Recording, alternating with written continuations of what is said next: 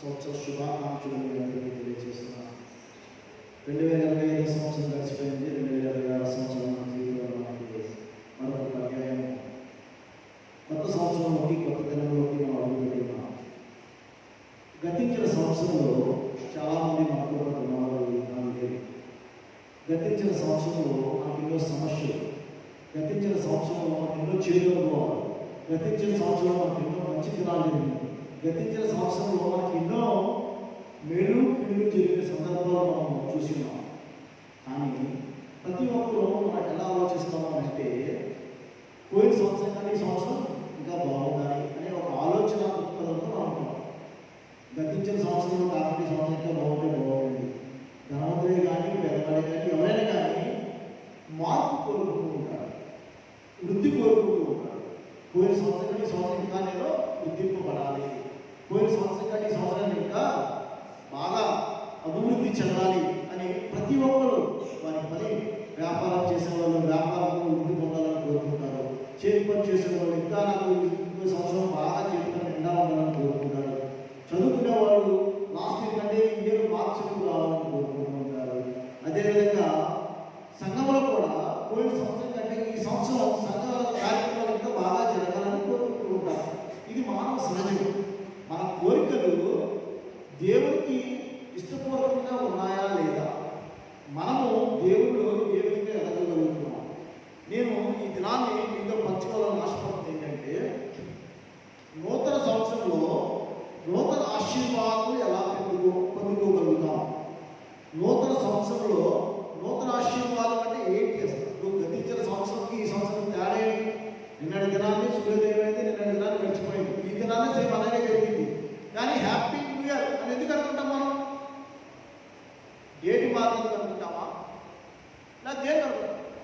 Happy new year అని ఎందుకు అనుకుంటాం మనం? గతించిన సంవత్సర కాలం మనలోకి విడిచి వెళ్ళిపోయి నూతన సంవత్సరాన్ని మనం ఆహ్వానిస్తూ ఉంటాం. ఈ నూతన సంవత్సరం మనం ఆహ్వానించే నూతన సంవత్సరంలో నూతనమైన ఆశీర్వాదాలు పొందుకోవాలని ప్రతి ఒక్కరు ఆశపడుతూ ఉంటాం. అందుకనే హ్యాపీ, ఈ కొత్త సంవత్సరం నీకు శుభాలు కలగాలి, కొత్త సంవత్సరంలో నీకు మేలు కలగాలి, కొత్త సంవత్సరంలో నీకు సంతోషంగా ఉండాలని ప్రతి ఒక్కరు ఒకరినొకరు మనం విష్ చేసుకుంటూ ఉంటాం. కానీ ఆ యొక్క ఆనందాన్ని మనం సంపాదించుకోవాలి అని అంటే మనం ఏం చేయాలి? మన ప్రవర్తనని ఎలా ఉంచుకోవాలి? నేనంటాను, నూతన సంవత్సరంలోకి వెళ్ళడానికి నూతన దినం వస్తే సరిపోదు. మన జీవితంలో నూతన సంవత్సరంలోకి వెళ్ళడానికి మనకి నూతన మనస్సు కావాలి, నూతన హృదయం కావాలి, నూతన బుద్ధి కావాలి. ఎప్పుడైతే మనకు నూతన మనస్సు, నూతన హృదయం, నూతన బుద్ధి ఉన్నదో నూతనమైన ఆశీర్వాదాలు మనం పొందుకుంటామని దైవ వర్తమానంలో ఉన్న పరిశుద్ధ గ్రంథం మనకు బోధిస్తూ ఉన్నది. ఈ దినము లేఖన ప్రకారంగా ఎఫెసీయులకు రాసిన పత్రిక 4వ అధ్యాయము, ఎఫెసీయులకు రాసిన పత్రిక 4వ అధ్యాయము 22వ వచనం మాత్రం ప్రారంభించుకుందాం. కావున మునుపటి ప్రవర్తన విషయంలోనైతే మోసకరమైన దురాశల వల్ల చెడిపోయి మీ ప్రాచీన స్వభావం వదులుకుని, అక్కడ మొదటి వచనం 22వ వచనం ధ్యానం చేద్దాం. ప్రాచీన స్వభావం వదులుకుని. ప్రాచీన స్వభావం అంటే ఏంటి? పాత స్వభావం. గడిచిపోయిన సంవత్సరంలో మనకు జరిగిన ప్రతి విషయాన్ని మనం ఒకసారి తిరిగి జ్ఞాపకం చేసుకుంటే, ఒక ప్రయాణంలో మనం వెనక్కి తిరిగి చూస్తే మనం ఎంత దూరం వచ్చాము అనేది ప్రయాణం చేసిన వాళ్ళకి తెలుస్తుంది. సడన్గా నేను ఇక్కడ కళ్ళు కట్టి తీసుకెళ్ళి వాళ్ళకి ఇచ్చేసాను, మీరు ఎలా వచ్చారు దాని తెలియదు. కానీ ఎప్పుడైతే మీరు మీ సొంతగా మీరు ప్రయాణం చేసి వచ్చారో, ఎన్ని మలుపులు కూడా మీరు వచ్చారు, ఏ రోడ్డు కూడా మీరు ప్రయాణం చేశారు, ఎన్ని సమస్యలు కూడా మీరు దాటుకుని వచ్చారు అనేది ఒకసారి వెనక్కి తిరిగి చూస్తే మీకు అర్థమవుతుంటుంది.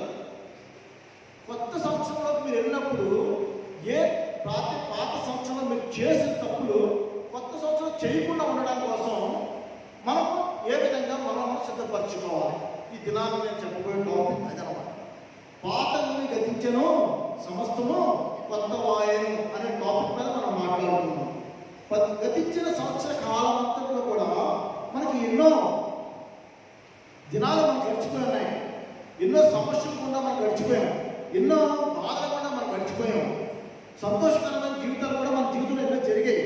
అయినప్పటికీ కూడా మనకి కొత్త సంవత్సరంలో కొత్త ఆశ అనేది, కొత్త కోరిక అనేది ప్రతి మానవుడి యొక్క సహజ లక్షణం అంట.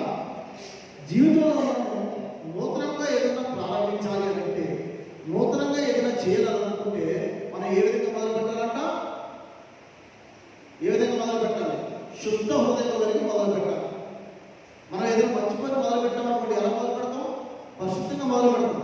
అంతేగాని ఏదో మొదలు పెట్టారని మొదలు పెట్టాలి. మనం గృహప్రవేశం చేసుకోవడం కొత్త ఇంట్లోకి వెళ్ళినప్పుడు ప్రార్థనాపూర్వకంగా అన్నీ సిద్ధపరచుకుని ప్రవేశిస్తాం, సిద్ధపడతాం. అదేవిధంగా నూతన సంవత్సరం మనం ప్రవేశించినప్పుడు మనం సిద్ధపడి ప్రవేశిస్తే నూతనమైన ఆశీర్వాదాలు ఎలా ఉంటాయో మనము మన జీవితంలో చూస్తామట. రోమిలకు రాసిన పత్రిక 6వ అధ్యాయం చూడమ్మా. రోమిలకు రాసిన పత్రిక 6వ అధ్యాయం ఏమనగా మనం ఎక్కడో పాపులను దాసులకు కాకుండా పాప శరీర నిరర్ధకమన్నట్లు మన ప్రాచీన స్వభావం ఆయనతో కూడా సిలువ వేయబడింది ఎరుగుదుము. ఇక్కడ ఏముంది? పాపములకు దాసులు కాకుండా పాప శరీరము నిరర్ధకమన్నట్లు మన ప్రాచీన స్వభావము ఆయనతో కూడా సిలువ. పాప శరీరం అంటే ఈ యొక్క శరీరం మనకందరికీ తెలిసిందే. కానీ మనము గమనించాల్సిన కొన్ని విషయాలు ఏంటంటే, మన శరీరము, మన ప్రాణము, మన ఆత్మ మూడు కూడా లింక్ అయ్యి ఉంటాయి. ఎప్పుడైతే ప్రాణం పోయిందో శరీరము, ఆత్మ వేరుపడుతుంది. చాలాసార్లు చెప్పాను మీకు ఈ వాక్యం గురించి. మన శరీర క్రియలను బట్టి మన ఆత్మ పాడైపోతూ ఉంటుంది. చాలామంది అనుకుంటారు తాగుడు ఉంటే, లేకపోతే జ్వరము, లేకపోతే సిగరెట్ కాల్చడంలో ఈ శరీరం పాడైపోతుందని అనుకుంటారు. అది పాపం అని అనుకుంటారు. అది ఒకటే కాదండి, ఎక్కువగా తిన్నా కూడా పాపమే. లేకపోతే ఎక్కువగా దేన్నైనా సరే ప్రేమించినా అది పాపమే. ఇప్పుడు ఉదాహరణ చెప్తాను. మన శరీరం ఎప్పుడైతే పాడవుతుందో మన మనస్సు కూడా పాడవుతుంది. మన మనస్సు పాడైనప్పుడు మన ఆత్మ కూడా పాడైపోతుంది. చూడండి, ఎక్కువగా తినేసారనుకోండి, కొలెస్ట్రాల్ వచ్చిందనుకోండి, ఎక్కువగా తినేసి షుగర్ పెరిగింది అనుకోండి, శరీరానికి వ్యాధి కలిగినట్టే కదా. ఇప్పుడు ఈ శరీరము దేనికి లింక్ అయింది? ఆత్మకు లింక్ అయింది. ఈ శరీరాన్ని మనం నియంత్రించుకోగలిగితే, శరీర కోరికలను, శరీరేచ్ఛను మనం నియంత్రించుకోగలిగినప్పుడు మన ఆత్మ మనము పరిశుభ్రంగా ఉంచుకోగలుగుతాం. చిన్న మాట చెప్తాను చూడండి. పేరు నా పేరు ఎక్కడ అవసరం. ఈ పేరు నా శరీరానికి, నా ఆత్మక చెప్పాలి. నాకే, నా ఆత్మక నాకే. కానీ దేవుడు ఏమంటాడంటే నీ పేరు నీ ఆత్మకు, నీ శరీరానికి. ఇప్పుడు ఎప్పుడైతే ఈ ప్రాణము, ఈ యొక్క శరీరానికి ప్రాణం వెళ్ళిపోయింది అనుకోండి. ఇప్పుడు చిన్న ఉదాహరణ చెప్తున్నాను. నా తండ్రి గారు హాస్పిటల్కి వెళ్ళి జాయిన్ అయ్యారు, చనిపోయారు అనుకున్నాను. అగస్ట్గా తిరిగి వస్తున్నారట, బాడీ తిరిగి వస్తున్నాడమ్మా. పేరు ఎక్కడ వెళ్ళిపోయింది? ఆత్మతో వెళ్ళిపోతుంది. పేరు శరీరానికి ఉండదు. నీకు ఒకసారి బాప్టిజం ఇచ్చి నీ పేరు మార్చారంటే నీ పేరు లేకుంటుంది, నీ ఆత్మకు ఉంటుంది, నీ శరీరానికి పేరు ఉండదు. ప్రాణం ఉన్నంత సేపే, శరీరము ఆత్మ కలిసినంత సేపే ఆ ప్రాణానికి, ఆ శరీరానికి ఆ పేరు ఉంటుంది.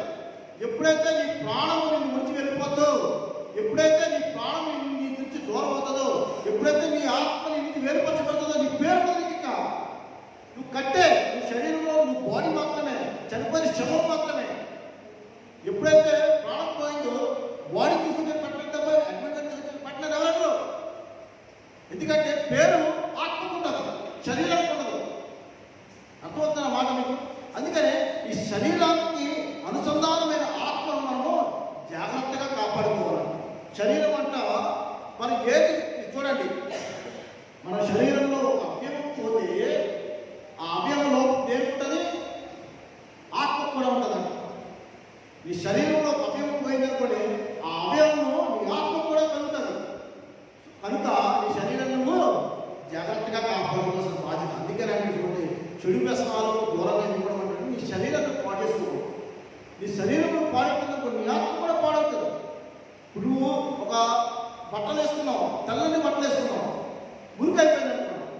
మురికైపోయిన బట్టలతోటి మనం బయటకు వెళ్ళామనుకోండి, మనం చూడటానికి అందంగా ఉన్నాం. మళ్ళీ స్నానం చేసామనుకోండి, శుభ్రంగా కనపడతాం. అదేవిధంగా మన శరీరము మురికి మాలిన్యం పట్టేసిందనుకోండి, మన ఆత్మ కూడా మాలిన్యంతోనే ఉంటుంది. మనం ఎప్పుడు కలుపుకుంటాము? బాప్టిజం అనే పరిశుద్ధమైన నీటి ద్వారా మనము కడగబడతాం. కడగబడిన తర్వాత తిరిగి మళ్ళీ ఆ మురుగులో మనం అనకూడదు. ఇక్కడ మళ్ళీ గుర్తు చేసుకుంటే మళ్ళీ ఎన్నిసార్లు కలుపుకుంటాము? ఎన్నిసార్లు మనం స్నానం చేస్తాం? పరిశుద్ధమైన స్నానం. ఒకసారి నువ్వు పరిశుద్ధమైన స్నానంలో బాప్టిజం పొందితే తిరిగి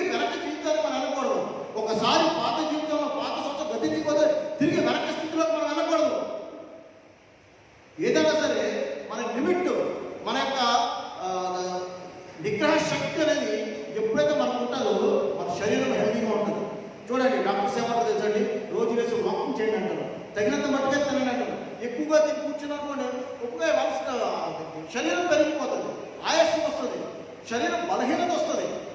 నీ శరీర బలహీనత నీ ఆత్మ కూడా బలహీనంగానే ఉంటుంది. నీ శరీరం వ్యాయామం వల్ల ఎప్పుడైతే నీ శరీరము యాక్టివ్గా ఉంటుందో, ఉచ్ఛేదంగా ఉంటుందో, నీ ఆత్మ కూడా అంతే సంతోషంగా, వేగంగా, ఉద్వేగంగా ఉంటుంది. మనము మన జీవితాల్లో దేవుడు మనకి ఇచ్చిన ఈ శరీరాన్ని మనము కాపాడుకోగలగాలి.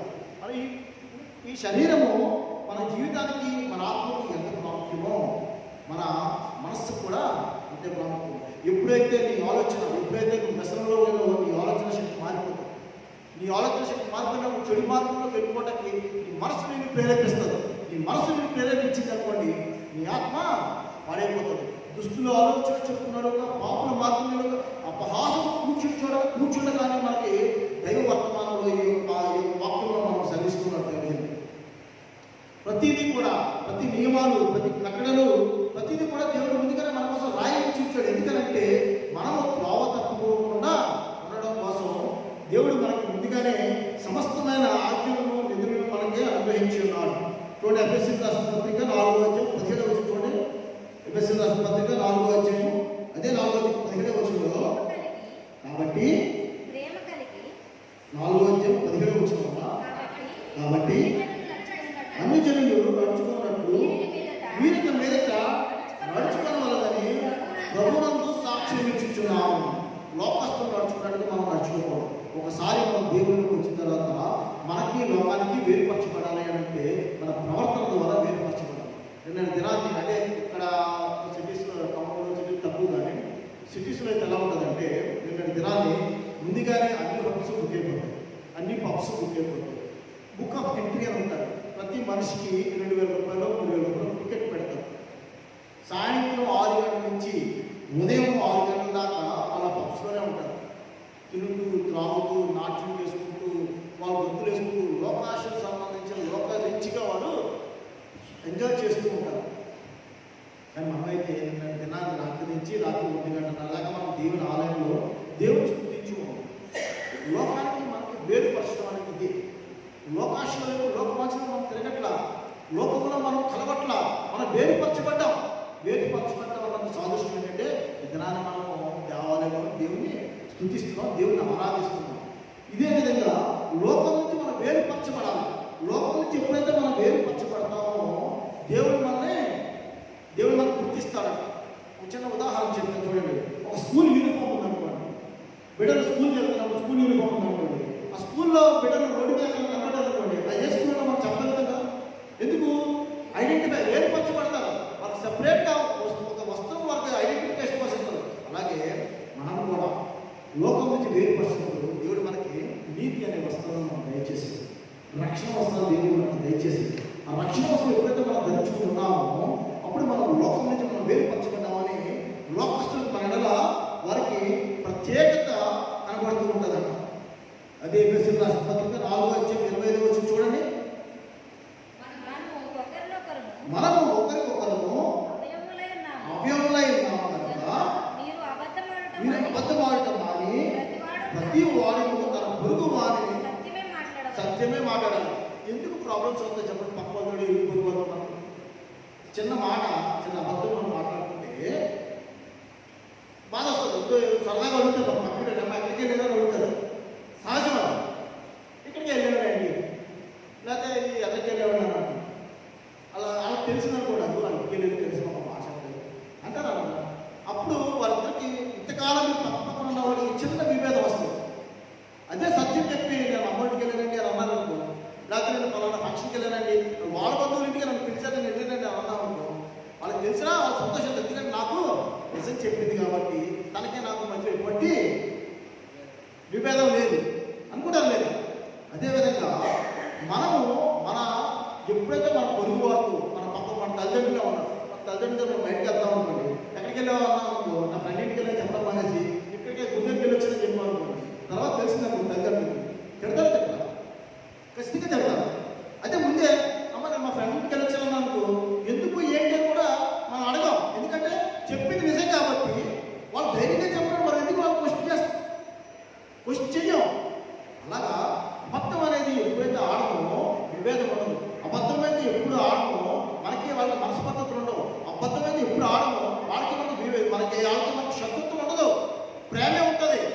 ఎప్పుడైతే మనం మనస్పూర్వకంగా మనం ఒకరినొకరు మాట్లాడుకోగలుగుతామో ఈ అవయవాలన్నీ కూడా లింక్ అయి ఉంటాయంట. అవయవాలు చూడండి, మెదడు ఉంది, మెదడు చెయ్యి కాల్ని మనకి నడిపిస్తూ ఉంటుంది, ప్రతి దానికి లింక్ అయి ఉంటుంది. ఎత్తు అని చెప్తే మన ఎత్తుతారు, నడువు అంటే మనం నడుపుతారు, మాట్లాడంటే మనం మాట్లాడుతున్నాం. ప్రతిదీ కూడా మనం మెదడు మనల్ని కంట్రోల్ చేస్తూ ఉంటుంది. ఈ బాడీలో ప్రతి అవయవం, ఈ అవయవం నువ్వు రైట్కి లేదానంటే నేను లెఫ్ట్కి నడిచాను అనుకోండి, సహకరిస్తుందా? సహకరించదు. ఎందుకంటే అవయవాలన్నీ లింక్ అయి ఉంటాయి. అదేవిధంగా మన మనస్సు నువ్వు చెడు వైపు వెళ్తున్నావు అనుకో, చెడు చేయొద్దు అని చెప్పినప్పుడు దాని దూరంగా ఉండాలి. మనం లోకంలో పొరపాటు వింటున్నాం అనుకోండి, ఇది మనం వినకూడదు మనం అనుకున్నాం అనుకోండి, దాని వైపు మనం పనిచేయకూడదు. ఒకవేళ కనుక మనకి కనుక పలానా చోటుకి మనం వెళ్తున్నాం అనుకోండి, ఇది మంచి ప్రదేశం కాదని మన మనసు మనం గద్దించినప్పుడు ఆ గద్దింపుని మనం అంగీకరించామనుకోండి, మన ప్రవర్తన చక్కగా ఉంటుందన్న, మన ప్రవర్తన సరైన మార్గంలో మనం నడుస్తూ ఉంటుందని దైవజనుడు సర్దిస్తూ ఉన్నాడు. కొలస్సీయులకు రాసిన పత్రిక 3వ అధ్యాయం 7-8 వచనాలు మనం చూసినట్లయితే, కొలస్సీయులకు రాసిన పత్రిక 3వ అధ్యాయం 7-8 వచనాలు. పూర్వము వారి మధ్య జీవించినప్పుడు వీరును వీటిని అనుసరించి నడుచుకుంటుంది. ఇప్పుడైతే మీరు కోపము, ఆగ్రహము, దుష్టత్వము, దూషణ, మీ నోట బూతులు అని వీటన్నిటినీ విసర్జించుడి. ఎప్పుడైతే మనలో ఇవి లేవో, ఎప్పుడైతే మనకి దూరంగా ఉంటామో, ఎప్పుడైతే మనకి సంబంధం లేకుండా ఉంటామో, మన జీవితంలో దేవుడు మనకి ఎప్పుడు మంచి దినాలను అనుగ్రహిస్తాడు. నూతన సంవత్సరంలో గతించిపోయిన సంవత్సరం గతించిపోయిన సంవత్సరంలో మనం ఎక్కడికి చూడాల్సిన అవసరం లేదు. ముందు జీవితం కోసం మనం సిద్ధపడాలంటే మనం విడిచిపెట్టవలసిన ఏంటంట? కోపం అంట. మన బంధువుల ఎడల కానీ, మన ఇంట్లో వాళ్ళ ఎడల కానీ, మన స్నేహితుల ఎడల కానీ, మన ఇరుగు పొరుగు వారి ఎడల కానీ మనము కోపంతో ఉండకూడదు, ఆగ్రహంగా ఉండకూడదు. మనం వాళ్ళ గురించి దుష్టత్వం మనం పెంచుకోవాల్సిన అవసరం మనకు లేదు, మనం వాళ్ళు దూషించాల్సిన అవసరం లేదట. ఎందుకంటే దేవుడు నీకు ఇచ్చిన దానికి నువ్వు సంతోషించగలరా. చూడండి, ప్రతి మనిషి కూడా వారికి ఆశ అనేది సహజం. కానీ ఆశ కలిగిన ప్రాణం తృప్తిపరిచింది ఎవరు? దేవుడు. మనకి ఏదైనా ఆశ కలిగినప్పుడు దేవుడికి సంతోషించి మనం మాట్లాడాలి. అంతేగాని వారి యొక్క ఎదుగుదల చూసి మనము అసూయపడకూడదు. ఎదుటి వారి యొక్క ఎదుగుదల మనం చూసి అసూయపడితే వారికి మనకు తేడలేదు. మనం ఎప్పుడు కూడా ప్రేమ కలిగి ఉండాలి. చూడండి, కొలస్సీయులకు రాసిన పత్రిక 9వ అధ్యాయం కూడా ఒకసారి చదువు. దాని కింద ఒకరితో ఒకరు అబద్ధమాడుకుని అనగా ప్రాచీన స్వభావము దాని క్రియలతో కూడా, ప్రాచీన స్వభావము దాని క్రియలతో కూడా అంటే ఏంటంటే గతించిపోయిన సంవత్సరంలో ఉన్న స్వభావాన్ని వాటి క్రియలతో కూడా మనం విడిచిపెట్టాలి. దాన్ని మనం క్యారీ ఫార్వర్డ్ చేయకూడదు. ఎప్పుడైతే నువ్వు క్యారీ ఫార్వర్డ్ చేసావు నువ్వు ఆశీర్వాదం పొందుకోలేవు. ఎప్పుడైతే నువ్వు క్యారీ ఫార్వర్డ్ చేసావో నువ్వు కొత్త నూతన ఆశీర్వాదం కానీ నూతన మేలు కానీ నీ జీవితంలో నువ్వు పొందుకోలేవు. పాత సంవత్సరంలో పాతను వదిలేస్తేనే కొత్త సంవత్సరంలో కొత్త మేలు నువ్వు పొందుకుంటావు. చూడండి, మనం చూడండి కొలస్సీయులకు రాసిన పత్రికలో క్లియర్గా చెప్తా ఉంటాడు. ఏం చెప్తాను చూడండి, అక్కడ నూతన పరచుకుని నవీన స్వభావం ధరించుకొని ఉన్నాడు. నవీన స్వభావం కొత్తగా జన్మించాలి. కొత్త స్వభావం కొత్త సంవత్సరంలో కొత్త రోజు మనకు కావాల్సింది కొత్త స్వభావం కావాలి. స్వభావం మారినప్పుడు మన ప్రవర్తన మారిపోతుంది. స్వభావం మారినప్పుడు మన క్రియ మారిపోతుంది. స్వభావం మారినప్పుడు మన యొక్క ప్రతి నడవడిక మారిపోతుంది. చూడండి, ఎవరైనా ఒక మనిషి మన పక్కన నడుస్తున్నాడు అనుకో, అది చాలా నెమ్మదిగా ఉన్నాడు అనుకో, తన స్వభావం బట్టి చాలా సాధువు అంతా గొడవపెట్టుకోండి, చాలా సైలెంట్ ఉంటుంది. తన స్వభావం అలాంటిది. అంతేగాని ఒక ఆవిడ వెయ్యాలి అనుకోండి, ఆవిడ కారణంగానే బాబు గురించి చాలా ప్రమాదం అంటారన్న. ఎందుకంటే ఆవిడ మొత్తం గొడవ పెట్టుకోకపోయినా ఆ స్వభావం మనకు తెలుస్తుంది. స్వభావం మనకు తెలుసుకోవడం మనం జాగ్రత్త మనం. అలాగా మన స్వభావము నవీన స్వభావం కనుకుంటే కొత్త సంవత్సరంలో దేవుడు మనల్ని ఆశీర్వదిస్తున్నాడు. తీతుకు రాసిన పత్రిక 3వ అధ్యాయం 3వ వచనం. తీతుకు రాసిన పత్రిక 3వ అధ్యాయం 3వ వచనం. ఎందుకనగా మనము కూడా అవివేకులము, అవిధేయులమును, మోసపోయిన వారును, నానా విధముల దురాశకును, భోగములకును దాసులమై ఉండి దుష్టత్వమునందు అసూయందును కాలము గడుపుచు అసఖ్యులమై ఒకరినొకరు ద్వేషించుకుని ఉంటిమి. చూసారా, బైబిల్లో ఇదంతా కూడా ఏంటంటే మనం ఏదో సొంతంగా మాట్లాడుకోవట్లేదు. ప్రతిదీ కూడా దేవుడు బైబిల్లో రాయించి పెట్టించాడు క్లియర్గా. ఎంత క్లియర్గా దేవుడు రాసి చూసారా, మన స్వభావం, మన మనిషి యొక్క స్వభావాన్ని దేవుడు పరిశుద్ధ గ్రంథంలో రాయించి ఇచ్చాడు. ఇది మనం మార్చుకోగలగాలి. ఇవి మన మన మనసులో ఉన్నాయా, మన ప్రవర్తనలో ఉన్నాయా, మన నడవడికలో ఉన్నాయా లేదా అనేది మనము గమనించుకోవాలంట.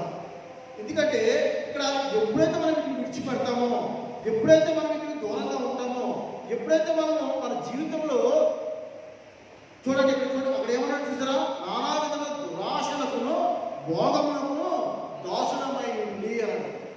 భోగములంటే ఏంటండి? దురాశ భోగములంటే ఏంటి చెప్పండి? మన ఆహారం నుంచి మనం ఆశపడేదాన్ని దురాశ. ఫర్ ఎగ్జాంపుల్, ఒక్కొక్కడే మన ఇంటి పక్క వాళ్ళు ఉన్నారు. మన ఇంటి పక్క వాళ్ళు కారు కొనుక్కున్నాడు. మనకు కారు కొనుక్కునే స్తోమత లేదు. అయినప్పుడు వాడు కారు కొనుక్కున్నాడు, నేను కారు కొనుక్కున్నాను. కొనుక్కోవచ్చు, పూర్వం డబ్బులు కారు మనం డబ్బులు అంతల్లా లోన్ వచ్చేస్తుంది, వెళ్ళిపోయి 10,000 కంటే లేదా ₹1,00,000 కంటే కారు చేస్తుంది, తెచ్చేసుకుంటాం. కానీ బండి ఎవరికి? మనకే. నెలకు సార్ ఈఎంఐ వచ్చేస్తుంది. ఈఎంఐ కట్టలేకపోతే కలెక్షన్ కూడా వస్తాడు, ఆడు ఫోన్ చేస్తూ ఉంటాడు. 1వ తారీఖు వచ్చేసరికి ఈఎంఐ కట్టాలని ఒక టెన్షను, ఈఎంఐ కట్టలేకపోతే మిస్ అయ్యామనుకోండి, ఆడు ఫోన్ చేస్తాడు, 2వ టెన్షన్. ఎందుకు వచ్చింది టెన్షను? ఎందుకు వచ్చింది మనకి టెన్షను? మన దురాశ వల్ల ఆడుకున్నది మనకు ఎందుకు లేదు. చూడండి, ఫోన్ కొనుక్కుంటారు. మామూలుగా మనము ఒక చిన్న 10,000, 15,000 ఫోన్ కొనుక్కుని అదే పని చేస్తుంది. అది అయిపోయి కావాలి, ₹1,00,000 ఫోన్ కావాలనుకున్నాను, దాన్ని కొనుక్కోవడానికి ఈఎంఐలో తీసుకుంటాం. ఇది పనిచేసిన తీరు అదే, అది పనిచేసిన తీరు అదే. స్టాటస్ సింబల్ కోసం ఆ ఫోన్ కొనుక్కుంటాం. కానీ అది మన తాతకు ఇచ్చిన ఫోన్ అనుకోండి, మనకు బడ్డేనే కదా, మనకి భారమే కదా. ఈ భారాన్ని మనం ఆశపడకూడదు. ఎప్పుడైతే చూడండి, అవతల పక్కడు మంచి ఇల్లు కొనుక్కున్నాడని మనం తాతల ఇల్లు కొనుక్కున్నాడు, అవతల పక్కడు మంచి ఫర్నిచర్ కొనుక్కున్నాడు, లేదా బంగారం కొనుక్కున్నాడు, లేకపోతే ఇంకోటి ఏదో బయట కొనుక్కున్నాడనో, లేకపోతే ఫర్నిచర్ కొనుక్కున్నాడనో, మనకు దేవుడు ఇచ్చిన దాంట్లో మనం చెందగలిగినప్పుడు మనం మనశ్శాంతిగా సంతోషం. నువ్వు అప్పు చేయకపోతే, మా అమ్మ కావాలి, అప్పు చేయక్కర్లేదు, దేవుడే నీకు సమయానికి సమస్తము సమకూర్చి వేరు దగ్గర చేస్తాడు. అంతేగాని నాకు ఈ దినాన్ని నాకు కావాలని నేను అప్పు చేశాను, ఈ దినాన్ని నేను పొందుకోగలుగుతాను, కానీ అది పొందుకున్న దాని వెనకాల పరివసనం తర్వాత నేను అనుభవించాల్సిన అవసరం ఉంది. ఈ దినాన్ని నేను అనుకున్నదాన్ని నేను తెచ్చుకోగలిగితే రేపు పొద్దున్న దాని వెనకాల బట్టే నేను మొయ్యవలసిన వాడే ఉన్నాను. ఈ దినాన్ని సంతోషంగా ఉండొచ్చు, కానీ దాని తర్వాత వచ్చే ఆ యొక్క భారాన్ని నేను మొయ్యలేని స్థితిలోకి వచ్చినప్పుడు నేను బాధపడాలి. అయ్యో, నా తాహతం నుంచి నేను శ్రమపడాను, నా తాహతం నుంచి నేను ఆశపడ్డానని అతిగా మనం బాధపడాలి. దురాశ అనేది మనం ఉండకూడదు. తర్వాత వచ్చి మనం చూసినట్లయితే హెబ్రీయులకు రాసిన పత్రిక 3:13 చూడండి. హెబ్రీయులకు రాసిన పత్రిక 3:13 11 నుంచి చాలా బాగుంటుంది. వీరైతే చదవగలిగితే చూడండి, 11-15 కూడా చాలా బాగుంటుంది. చూడండి ఒకసారి.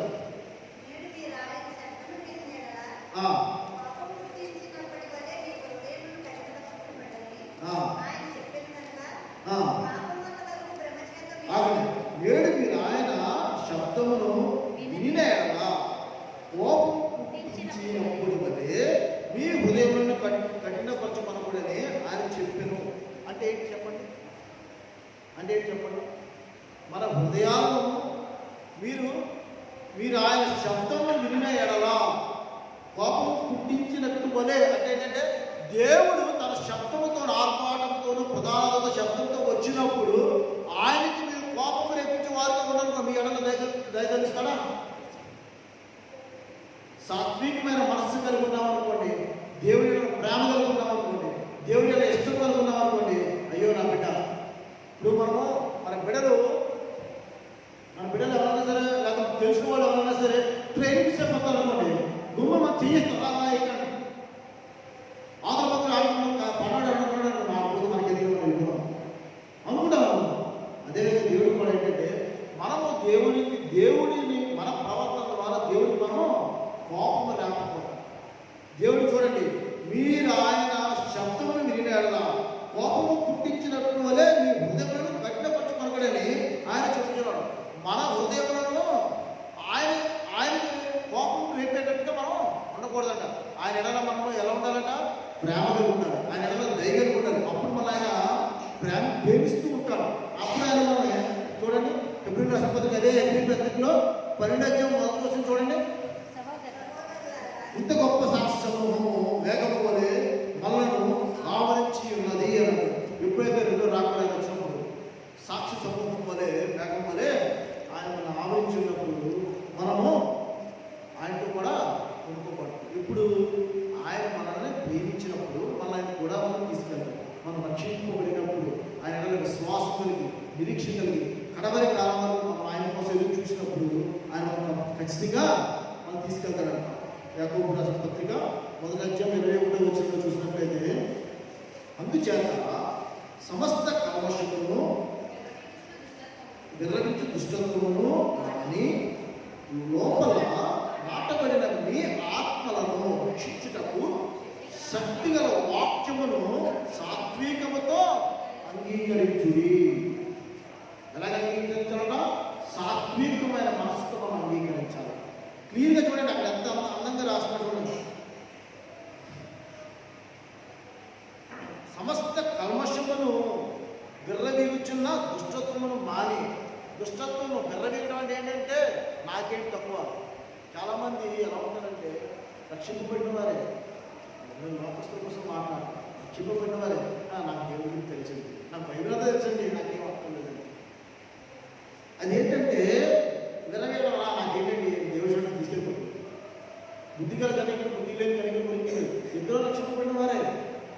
కానీ ఒక గుడిలో నూనె, ఒక గుడిలో నూనె లేదు. వీళ్ళు సిద్ధపడినారు, వీళ్ళు సిద్ధపడలేరు. రక్షింపబడిన వారు ఎదురు, ఆ సమయానికి వారు సిద్ధపడలేదు. విర్రవేయడం దేవుడి యొక్క ముందు మనం ఎలా ఉండాలంట? సాత్వికమైన మనసు కలిగి. దేవుడు నాకు వచ్చినప్పుడు మనము కష్టపడే వారి ముందులో ఉండాలంటే దీనులమై సాత్వికమైన హృదయం కలిగి దేవుని సన్నిధిలో మనము దేవుని ఇస్తూ ఆరాధిస్తూ మనం ఉంటామంట. పేతురు రాసిన మొదటి పత్రిక 1:18 చూసినట్లయితే, పేతురు రాసిన మొదటి పత్రిక 1:18 పితృపారకమైన మీ పెద్దల వర్తనము విడిచిపెట్టినట్టుగా వెండి బంగారము వంటి క్షయ వస్తువులను చేత మీరు విమోచింపబడలేదు. కానీ చూడండి, ఈ వెండిని ఈ బంగారాన్ని మనం కూడా మనం తీసుకెళ్తామా? తీసుకెళ్ళాం. దీనికోసం మనం ప్రయాసపడుతుంటాం. ఈ లోక ఆస్తుల కోసం, లోక సమానం పితృపారకంగా మన బిడ్డలకు ఇవ్వాలి, వాళ్ళ బిడ్డలకు ఇవ్వాలి, వాళ్ళ బిడ్డలకు ఇవ్వాలని మనము శ్రమ పడుతూ లోకంలో కొట్టుకుంటూ మనము తనువు వాడుకుంటూ ఈ లోకంలో మనకు ఉన్న సమయాన్ని మనం వ్యక్తపరచుకుంటూ ఉంటాం. ఏది మనకు కూడా రాదు. ప్రతి ఒక్కరు దేవుడు ప్రతి ఒక్క ప్రాణాన్ని సృష్టించినప్పుడు వారికి తగినంత మట్టుకు ఆయన అనుగ్రహిస్తాడు. వారి యొక్క క్రమం చొప్పున వారికి ఏమి కావాలో దేవుడు వారికి అనుగ్రహిస్తాడు. సో మనము ఆ యొక్క పరంగా బంగారాలు, ఆస్తులు అని మనం సమకూర్చాలి. ఏమి మనం పట్టుకెళ్దాం? మనం ఏం పట్టుకెళ్తామంట? శుద్ధ హృదయం కలిగి దేవుని సన్నిధిలో మనము మొక్కుబడి చెల్లిస్తే ఆయనకి ఇష్టమైన విరిగి నలిగిన బలి ఎలా ఉన్నాయి చూడండి. పేతురు రాసిన మొదటి పత్రిక 2:12 చూడండి. ప్రభువు దయాళుడని మీరు రుచి చూచిన సమస్తమైన దుష్టత్వమును, సమస్తమైన కపటమును, వేషధారణను, అసూయను, సమస్త దూషణ మాటలను ఇవన్నీ మానేయాలి. ఇవన్నీ మానేస్తేనే మనము దేవుని రాజ్యంలో ఎత్తపడతాం. ఇవన్నీ మానేస్తేనే ఆయన సన్నిధిలో మనం కనబడగలం. ఇవన్నీ మానేస్తేనే మనము రెండో రాగంలో ఆయనతో కూడా లోకంలో 7 మహాత్ముగా 1000 పరిపాలనలో నువ్వు నేను కూడా ఆయనతో కూడా ఆయన సన్నిధిలో మనము కనబడతాము. చూడు, అట్టి వాక్యాన్ని మనం సంపాదించుకోవాలంటే, అట్టి వాక్యాన్ని మనము దేవుడితో సహా మనం అక్కడ ఉండాలంటే మనం విడిచిపెట్టాల్సింది ఏంటంట? ఏం విడిచిపెట్టాలి? వేషధారణ విడిచిపెట్టాలి, కపటాలను విడిచిపెట్టాలి, అన్నీ మారేది. ఇవన్నీ కూడా ఏంటంటే హేయమైన కార్యక్రమాలు. ఒక మనిషికి మధ్యలో సంబంధం చెప్పుకోవడానికి ఇవే కారణాలు. ఇంత మించికి ఏముండవు. నువ్వు కొట్టుకోకల్లా, లేకపోతే చంపుకోకల్లా. గాయము మనస్సుకు తగిలితే అది ఎప్పటికీ మారిపోదు. శరీరం తగిలిన గాయము ఇక నాకు రేపైనా మారిపోదు. మనసుకు తగిలిన గాయం ఎప్పటికీ ఉండిపోదు. సో మనము ఒకరినొకరు మనము మన మాటలలో మనము గాయపరచుకోకూడదు. పేతురు 2:13 చూడండి. పేతురు రాసిన 2:13 ఒకనాటి సుఖానుభవం సంతోషమని ఎంచుకుందురు. వారు కలంకములను నిందాస్పదములైన తమ ప్రేమ విందులలో మీతో కూడా అన్నపానములు పుచ్చుకొనొచ్చు తమ భోగములను సుఖించుదురు. ఈ లోకంలో ప్రతి వాళ్ళు ఆశపడేటండి మంచి ఆహారం, మంచి భోజనం, మంచి విందులు, వినోదాలు అంటే దీనికి ఆశపడుతూ ఉంటారు. అందుకే అంటే చూడండి, నువ్వు తిండిపోతున్నైతే నీ గొంతుకి కత్తి పెట్టుకోవాలంట. ఎక్కువగా దేన్ని కూడా మనం ప్రేమించుకోవాలి. దేన్నైనా సరే మనం ఎక్కువగా ప్రేమిస్తే అది మన నుంచి దూరం అయిపోతూ ఉంటుందంట. చూడండి, మనం ఈ సుఖభోగాలు, ఈ సంతోషాలు ఇవన్నీ కూడా తాత్కాలికమైనవి. ఎందుకంటే ఈ లోకంలో మనం ఉన్నది తాత్కాలికమైన ప్రపంచంలో మనం ఉంటున్నాం. శాశ్వత కాలమైన లోక రాజ్యంలో మనం వెళ్ళాలంటే ఎట్టి రీతిగా మనం సిద్ధపడాలి. ఎట్టి రీతిగా మనము అనుదినము నూతన సంవత్సరం మనం వస్తుందనగానే మన దేవుడు రాకుండా మనము దగ్గర పడుతున్నాం. మన క్రిస్మస్ దినాన్ని మనం మాట్లాడుతున్నాం. ఏమని మాట్లాడుతున్నాం? క్రిస్మస్ వచ్చింది అంటే అడ్వెంట్ వచ్చింది అనగానే దేవుడు మన కోసం త్యాగం చేయడానికి ఆయన భూమి మీదకి వచ్చాడనే విషయం జ్ఞాపకం చేసుకుంటున్నాం. అదేవిధంగా ఒక కొత్త సంవత్సరం గతించిపోతుంటే అది రాక సమీపం అవుతుందని అర్థం. కొత్త సంవత్సరంలో ఇంకా నేను ఏం పొందుకోవాలో, నేను ఇంకా ఏం తెచ్చుకోవాలనే దానికన్నా నేను ఇంకా దగ్గర సమయం వస్తుంది, నేను త్వరపడాలి, నేను సిద్ధపడాలి అనే సిద్ధ మనస్సు కలిగి ఉండాలంట. మనం ప్రయాణం టికెట్ రిజర్వ్ చేసుకున్నాం అనుకోండి, టైం దగ్గరికి వచ్చే కొద్ది మనకు టెన్షన్ ఉంటుంది. సామాన్ చదువుకోవడం, వంటలు చదువుకోవడం, ప్యాక్ చేసుకుంటూ ఉంటాం, సిద్ధపడుతూ ఉంటాం. దేవుడు రాకపోయినప్పుడు కూడా అంటే సిద్ధపాటు మనస్సు కలిగి మనం ఉన్నాం. దేవుడు రాక మన దగ్గరికి వచ్చినప్పుడు ఆ సర్వశక్తులు మన దగ్గరికి వచ్చినప్పుడు మనం ఎక్కబడే గుంపులో ఉంటున్నాము, విడబడే గుంపులో ఉంటున్నాము. యోగు గ్రంథము 22:23 వచ్చి చూడండి. యోగు గ్రంథం 22:23 వచ్చు. సర్వశక్తుని వైపు నీవు తిరిగిన ఎడల నీ గుడారములో నుండి దుర్మార్గమును దూరంగా తొలగించిన ఎడల నీవు అభివృద్ధి పొందు. నీ గుడారంలో, నీ ఇంట్లోంచి, నీ హృదయంలోంచి నీ దుర్మార్గత ఆలోచనలు, దుర్మార్గమైన క్రియలను ఎప్పుడైతే దూరం పరుచుకుంటావో అప్పుడు మనము అభివృద్ధి పొందుతాము. ఇవన్నీ ఏంటంటే హెచ్చరికలు. వాళ్ళు చెప్తున్నాయని కూడా హెచ్చరికలు. నా సొంతంగానే చెప్పట ప్రతిదీ కూడా బైబిల్లో చెప్తాను. ఎందుకంటే మన నడతను మనం సరిదిద్దుకోవడం కోసం, మన ప్రవర్తనను మనం సరిదిద్దుకోవడం కోసం దినము బహు చెడ్డగా ఉన్నాయి. చాలా తొందరగా సమయం గడిచిపోతుంది. గతించే సంవత్సరం 2020 ఎప్పుడు వచ్చిందో తెలియదు. చాలా ఫాస్ట్గా గడిచిపోతుంది. అదేవిధంగా రాకపోవడానికి ఫాస్ట్గా వచ్చినప్పుడు ఆ సమయానికి మనం సిద్ధపడాలనుకుంటే మనం ఏమేమి విడిచిపెట్టాలో మనకు తెలియలేదు. మనం అన్ని భక్తి చేస్తున్నాం, అన్ని బాగానే ఉంటున్నాయి. విడిచిపెట్టాల్సి మనకు తెలియకపోతే పొద్దున్న అయ్యో నాకు తెలియదే అని మనం అనుకోకూడదు. అందుకే ప్రతిదీ కూడా వాక్యంలో రాయించి పెట్టించాడు దేవుడు. నువ్వు ఏ విధంగా ఉన్నావు, నీ ప్రవర్తన ఏ విధంగా ఉండాలి, నీ నడవడిక ఏ విధంగా ఉండాలి, నువ్వు ఏ విధంగా సిద్ధపడాలని చెప్పేసి దేవుడు ముందుగానే మనతో మాట్లాడుతూ ఉన్నాడు. సామెతల గ్రంథం 11:18 చూడండి. సామెతల గ్రంథం 11:18 వచ్చిందో భక్తులు అంటాడు, భక్తిహీనుని సంపాదన వారిని మోసపు చేయు, నీతి విత్తువాడు శాశ్వత బహుమానమునందును. భక్తిహీనుల లోకంలో చాలా మంది ధనవంతులు ఉంటారు. వారి సంపాదన వల్ల వాళ్ళు మోసపోతారు. ఏంటి ఈ లోక సుఖభోగాల కోసం చూసుకుంటారు. చనిపోయిన తర్వాత మరణం తర్వాత జీవితం వరకు తెలియదు. అయ్యో రేపు పొద్దున అలా అనుకుంటారు, అయ్యో మాకు ముందుగా తెలుసుంటే కదా మేము సిద్ధపడమే, అక్కడ మేము వెళ్ళలేకపోయేవే. లోకంలో కోట్ల రూపాయల మంది ఉన్నాయి, కానీ అక్కడ చిన్న స్థలం సంపాదించుకోలేకపోయామే అనే బాధ వారి జీవితంలో ఉంటుంది. కోవిడ్ టైంలో ఆయన మాట్లాడుతూ నా దగ్గర రాష్ట్రంలో విజయవాడ పడేగల నుండి అన్నాడు. కానీ నా దగ్గర డబ్బులతో ఒక ఆక్సిజన్ సిలిండర్ కొనుక్కోలేదు. ఎందుకు? ఆ డబ్బు ఆక్సిజన్ దొరకలేదు.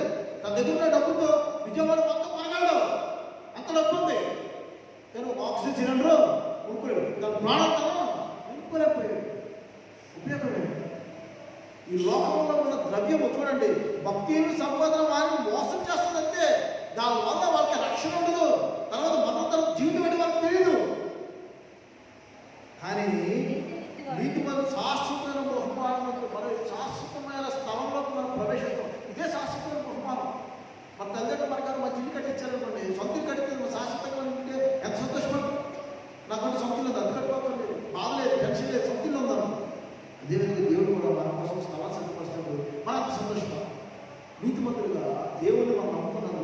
దేవుడు మనకిచ్చే బహుమానము శాశ్వతమైన స్థలాన్ని దేవుడు మన కోసం సిద్ధపరుస్తూ ఉంటారు. హెజ్కేలు రాసిన గ్రంథము 18వ అధ్యాయం 37వ వచనం చూడండి.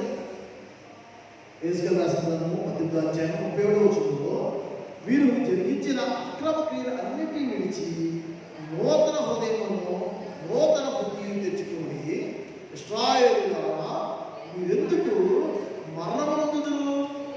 ఇదే వాకు. మరణం అనగా ఏంటంటే, ఎప్పుడు మాట్లాడుకుంటున్నాం, మరణం అనగా ఏంటంటే శారీరకమైన మరణంతో పాటు ఆత్మీయ మరణం కూడా వచ్చింది. ఎందుకంటే వారికి నిత్య జీవంలో ప్రవేశం లేదు. వారికి నిత్య జీవంలో ప్రవేశం లేదు. వారికి ఈ లోకంలో మరణమైన తర్వాత తీర్పు దినం వరకు వారు లెక్కలకు రారు. దాని పేరు మనమైతే ఏడేళ్ళు మహానంలో ఆయన పరిపాలన ఆ ప్రదేశంలో మనం ఉండే భాగ్యం మనకు దయచేస్తాం. అవి 7 పరిపాలన ఆయన కూడా, ఆయన పరిపాలనలో మనం కూడా ఆయన రాజ్యంలో ఆయన సృష్టించే భాగ్యం మనకు దయచేస్తారు. ఆయన మనము తీర్పులోకి రాకుండా ఆయన రక్షణ మార్గంలో ఆయన వెంబడే మన లోక పట్టణంలోకి ఆయన మన కోసం సిద్ధపరిచే స్థలాల్లో మనం వెళ్ళి ఆయన సృష్టించే భాగ్యాన్ని దేవుడు మనకు దయచేస్తాడు. అదే ఎఫెసీయులకు రాసిన పత్రిక 2వ అధ్యాయం 33వ వచనం చూడండి. ఎఫెసీయులకు రాసిన పత్రిక 2వ అధ్యాయం 33వ వచనంలో వచ్చిన మాట చెప్తాడు. వారితో కలిసి మనమందరము శరీరము యొక్కయు మనస్సు యొక్కయు కోరికలను నెరవేర్చుకోవచ్చు మన శరీర ఆశలను అనుసరించి మునుపు ప్రవర్తించు కడమ వారి వలె స్వభావ సిద్ధముగా దైవవ్రతను పాత్రమై ఉంటిమి. చూసారా ఎంత క్లీన్గా ఈ శరీరేచ్ఛను బట్టి ఈ శరీరం యొక్క ఆశను మనం నెరవేర్చుకుంటూ మనం ఏం కోల్పోతున్నాం? దైవత్వాన్ని కోల్పోతున్నాం, నిత్యరాజ్యాన్ని కోల్పోతున్నాం, నిత్య జీవంలో మనం ప్రవేశించలేకపోతున్నాం. మనకి దేవుడు మనకు ఇచ్చిన సమయాన్ని సద్వినియోగం చేసుకోవాలి. సమయాన్ని మనము సద్వినియోగం చేసుకుని దేవుడి రాజ్యంలో మనం ప్రవేశించడానికి మన మనస్సును సిద్ధపరచుకోవాలి, మన ఆత్మను సిద్ధపరచాలి, మన శరీరాన్ని మనం ఆయత్తపరచాలి. మనం 3 శరీరము, ఆత్మ, మనస్సు ఎప్పుడైతే ఏకీకృతంగా దేవుని సన్నిధిలో దేవుడు మన వల్ల దీనత్వం కలిగి, ప్రేమ కలిగి, వాత్సల్యత కలిగి మనం రక్షించడానికి ఆయన హస్తాన్ని మన వైపు చాపుతాడు. కీర్తన గ్రంథము 50వ అధ్యాయం 10వ వచనం చూడండి. కీర్తన గ్రంథం 50వ అధ్యాయం 10వ వచనంలో దేవా నా యొక్క శుద్ధ హృదయం కలుగు చేయము, నా అంతరంగములో స్థిరమైన మనస్సును నూతనముగా పుట్టించుము. దేవా నా యొక్క శుద్ధ హృదయం కలుగు చేయము. ఎందుకంటే పరిశుద్ధంగా నేను ఉండాలి. శుద్ధ హృదయం కలుగు చేయము. లోకాశల వైపు, లోకవాంఛల వైపు, శరీరేచ్ఛ వైపు, శరీరాశ వైపు నేను తొట్టిల్లిపోకుండా శుద్ధ హృదయం కలిగి నేను ఉంటే ఏమవుతుంది? అంతరంగంలో స్థిరమైన మనస్సును నూతనంగా పుట్టిస్తే దేవుడు మన స్థిరముగా దేవుడిలో నిలబడుతాం. ఎప్పుడే చూడండి, ఈ లోకము శాశ్వతమైన కాదు మనందరికీ తెలుసు. కానీ ఇంకా సమయం ఉందిలే, రాకరికి ఎప్పుడు 2000 సంవత్సరాలు చెప్తూనే ఉన్నారు దేవుడు వస్తాడే అనుకున్నాము. ఆయన ఏ రాత్రి జామున వస్తాడో ఆయన దొంగవలే వచ్చేపోయినప్పుడు మనకు తెలియదు. మనం సిద్ధపడి లేకపోతే ఆ సమయాన్ని మనం దాటిపోయినటువంటి ఏడేళ్ళ మహాశ్రమలో ఈ భూమి మీద మనం అనుభవించాల్సిన అవసరం. ఆ యొక్క దాటంలో మనం రాకూడదంటే మనం విడిచిపెట్టవలసినవన్నీ మనం విడిచిపెట్టి ఆయన కోసం మనం ఎదురు చూసే వారిని మనం హెజ్కేలు రాసిన గ్రంథము 11వ అధ్యాయం 19వ వచనం చూడండి. హెజ్కేలు రాసిన గ్రంథము 11వ అధ్యాయం 19వ వచనంలో వారు నా ఆజ్ఞలను నా విధులను అనుసరించి వైపున్నట్టు నేను వారి శరీరంలో నుండి రాతి గుండెలు తీసివేసి వారికి మాంసము గుండెలు ఇచ్చి వారికి ఏక మనస్సు కలుగజేసి వారెందు నూతన ఆత్మను పుట్టించను. మన శరీరంలో ఉన్న రాతి గుండె అంటే ఏంటంటే రాయలని గుండె కాదండి. కఠినమైన నిర్ణయాల నుంచి, కఠినమైన మన జీవితంలో కఠినమైన సందర్భాల నుంచి దేవుడు మనల్ని మార్చి మనకి ఏమిస్తాడంట? మాంసం ఏంటంటే ప్రేమ కలిగి, దేవుడి విధేయత కలిగి, నీ యొక్క జీవితంలో నీకు కావాల్సినవన్నింటినీ కూడా దేవుడిని అనుగ్రహిస్తాడు. నువ్వు కఠినత్వాన్ని నువ్వు వదులుకోగలగాలి. చూడండి, తర్వాత మాంసం గురించి వారి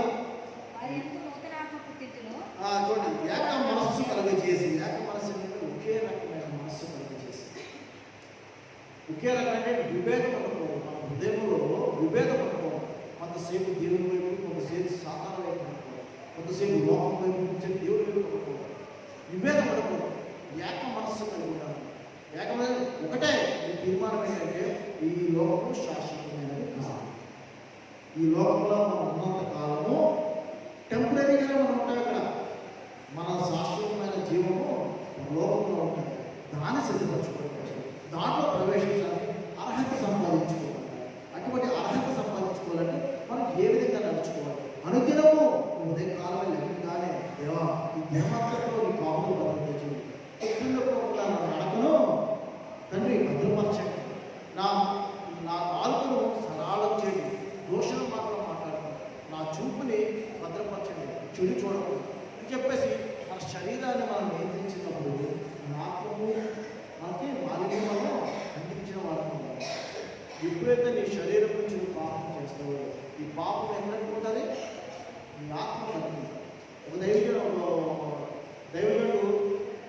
ఒక రోజు మీటింగ్లో మాట్లాడుతూ చెప్పాడు. వాడు ఏమన్నాడంటే మంచి విశ్వాసం చనిపోయిన తర్వాత పరలోకంలోకి ప్రవేశిస్తున్నప్పుడు వెళ్తూ ఉన్నాడు. దూతను ఆహ్వానించిన వీడిని నడుచుకుంటూ వెళ్తాడు. తన శరీరం తెల్లటి మహిమ వస్త్రం వేసుకుని వెళ్తుంటే పైన చిన్న చిన్న పేర్లు కనపడుతుంది. ఏంటంటే పేర్లు తన రహస్య పాపాలు కనపడుతుంది. అది ఎవరికి తెలియదు. పాపాలు తనకు మాత్రమే తెలుసు. ఎప్పుడైతే లోపలికి వెళ్తున్నాడో తను చేసిన రహస్య పాపాలన్నీ తన మీద కనబడుతూ ఉన్నాయి. సిగ్గుపడి అనుభవం చేసిన అనుకుంటున్నాయి. ఎందుకంటే అవి ఎవరికి తెలియదు. లోకంలో చాలా భక్తిగా జీవించాడు, లోకంలో చాలా విశ్వాసంగా జీవించాడు. కానీ తన రహస్య పాపాలు తను అనుకోలేదు. తన రహస్య పాపాలు ఏమన్నా చిన్న చిన్నగా అనుకున్నాడు. ఎప్పుడైతే లోపలికి వెళ్ళాడు, ప్రవేశించాడు, ఆ వెలుగులో ఆ దేవుని వెలుగులో తన రహస్య పాపాలన్నీ తన అంగీ మీద కనపడుతుంటే, తన శరీరం మీద కనపడుతున్నప్పుడు సిగ్గుపడ్డాడు. అయ్యో అని చెప్పేసి వెనక్కి రావడం. అదేవిధంగా మన జీవితంలో కూడా మనం అనుకుంటాం, చిన్నదే అనుకుంటాం, కానీ చిన్న పాపము మన ఆత్మను పాడు చేస్తాం. ఏదైతే మనం చేస్తామో సడన్గా చూస్తాం, అది మన పాపం కాదనుకుంటాం. కానీ నేత్రంతో చూసినా వ్యభిచారంతో సమానం రాస్తుంది. మోహపు చూపుతో చూసినా వ్యభిచరించినట్టే రాస్తుంది బైబిల్. అవి మనం ఏంటంటే క్షణమే కదా చనిపోతాం అనుకుంటాం. కానీ ఆ పాపం ఎక్కడంటే మన ఆత్మ మీద ముద్రించుకోబడినప్పుడు ఇవి మనకి అన్నీ కూడా కనపడితే మనం ఎంత బాధ. ఇప్పుడు ఎవరైనా మనం మీటింగ్లోకి వెళ్ళినప్పుడు మనం చేసేటప్పుడు మనం చెప్తూ ఉంటాం, మనం సిగ్గుపడతాం కదా. అదేవిధంగా ఆయన రాజ్యంలో ప్రవేశించినప్పుడు మనం చేస్తున్నప్పుడు మనం కనపడతాం, 10 మంది చదువుతున్నారు, సిగ్గుపడతాం. అలా మనం దేవుడు అంటే ఈ రహస్య పాపంలో ఒప్పుకొని కడుగుతున్నాడు. వేసుకెళ్ళాల్సిన 36 అధ్యాయం 26 వచ్చింది. వేసుకెళ్ళాల్సిన 36 అధ్యాయం 26 వచ్చి చూస్తే నూతన హృదయము మీకు ఇచ్చేయను, నూతన స్వభావం మీకు చేసేను, రాత్రికి ఏదో మీకు తీసివేసి మాంసపు మీకు ఇచ్చాను. నూతనమైన మనస్సు, నూతన స్వభావం దేవుడి వ్యక్తిగా మనకు ఇచ్చాడు. మన శరీరం, మన యొక్క మనస్సులో ఉన్న కఠినమైన నిర్ణయాన్ని దేవుడు మన హృదయంలో చెప్పి తీసుకుంటాడు. మనమంట దేవుని ఎంతో సంతోషం ఉంది. ఆ యొక్క సంతోషం ఈ దినాన్ని మనం జనవరి 1 చేసుకుంటున్నాం. ఈ సంతోషం మనం బాగుంటుంది. కానీ ఓడిపోయిన గుర్తుంటుందా? ఇది గుర్తుండదు. మనం బర్త్డే చేసుకుంటాం, ఆ బర్త్డే రోజే గుర్తుండదు. సంతోష దినాలంట గడిచిపోయే వరకు గడిచిపోయిన తర్వాత మర్చిపోతాం. కానీ దుఃఖ దినాలు బాధలు గుర్తుంది. ఎందుకంటే దేవుడు శ్రమగా లేదా శ్రమ పడుతూ నువ్వు ప్రయాసపడతావేమో, కానీ చివరికి నువ్వు రక్షించబడతావు. ఇక్కడ కష్టపడతాం, ఇరుకు మార్గమే, రాళ్ళు వచ్చుకుంటాయి, తొమ్మిది వచ్చుకుంటాయి. నేను ఎదురుకెళ్ళాక విశాలమైన మార్గం. ఇక్కడ పెద్ద విషయాలు చూడండి, మీరు గమనించినట్లయితే పెద్ద పెద్ద హౌస్ ముందు, పెద్ద పబ్బుల ముందు చాలా పెద్ద లగ్జరీ గాడీస్ ఉంటాయి. లోపలంతా కూడా ఏముండదు, పాపంతో రంగురంగుల లోపల కనపడుతూ ఉంటుంది. కానీ దాని తర్వాత గాడి ఎక్కడికి వెళ్ళిపోతాం నాకు దేవుని ఆలయంలో చిన్న గేట్లతో లోపలికి వస్తాం. సన్నిధికి వచ్చిన తర్వాత దీని ద్వారా దాటి వెళ్ళిన తర్వాత మనం విశాలమైన మార్గాలు ఉంటుంది. విశాలమైన ప్రపంచం దేవుడు మనకు ఉంటుంది. ఆ ప్రపంచంలో మనం ప్రవేశించాలంటే దేవుడు మనకి ఇవ్వాలి హృదయాన్ని మనము దేవుని సన్నిధిలో మనము నిలబెట్టుకోగలం. రోమిలకు రాసిన పత్రిక 8వ అధ్యాయం 6వ వచనం. రోమిలకు రాసిన పత్రిక 8వ అధ్యాయం 6వ వచనంలో ఆత్మానుసారమైన మనస్సు జీవమును సమాధానమై ఉన్నది.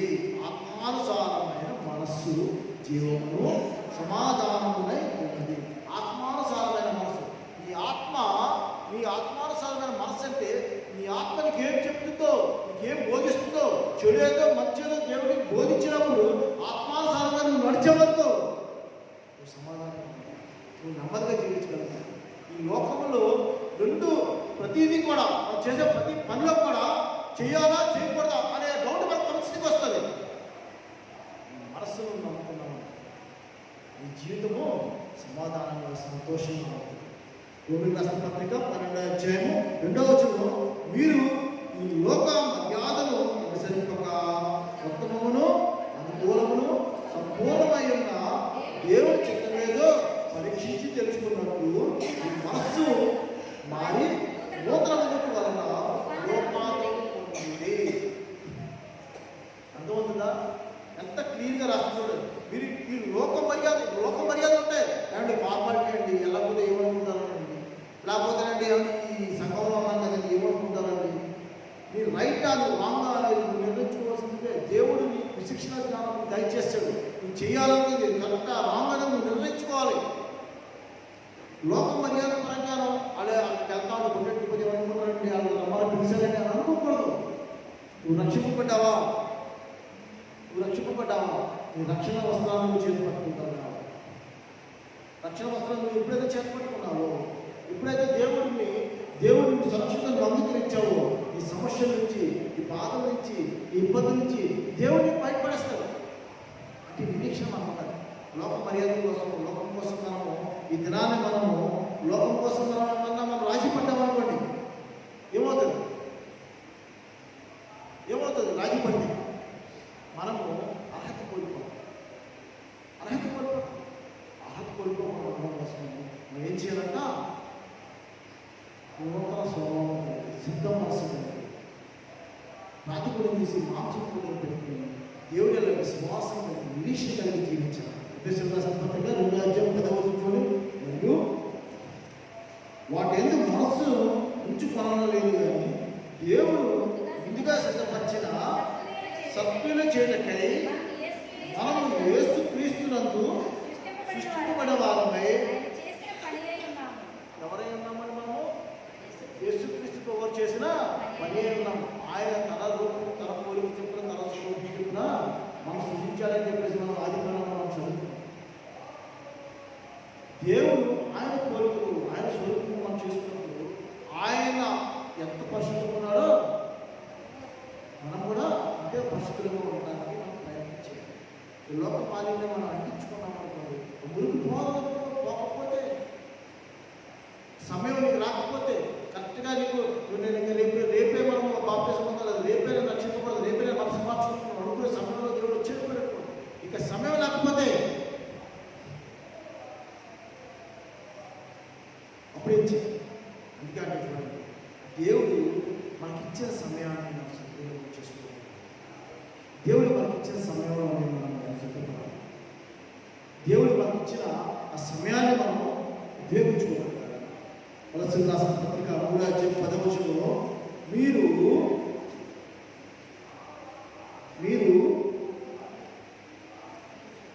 కొలస్సీయులకు రాసిన పత్రిక 3వ అధ్యాయం 10వ వచనం. అమ్మా, కొలస్సీయులకు రాసిన పత్రిక 3వ అధ్యాయం 10వ వచనం.